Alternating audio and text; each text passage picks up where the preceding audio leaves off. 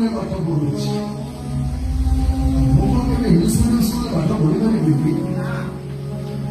হয়ে যাচ্ছ কেবল তোমাকে তো স্বার্থ পাই তুমি আমি পরামর্শ চলছে সেদিন আমার 10 লক্ষ টাকার পরিবার বাড়ি আমি তো বাপা ওখানে কেন সহযোগ করতে পারি বড় ভাই হিসাবে আমার মনীষার জায়গা তোমার দায়িত্ব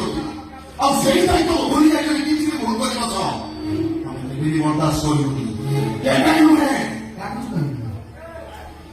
রাখছো ତୁ ମତେ ପୋଷୁଛୁ ନା ମୁଁ ତତେ ପୋଷୁଛି ନା ଭାରତ ଶୁଣୁଛୁ କଣ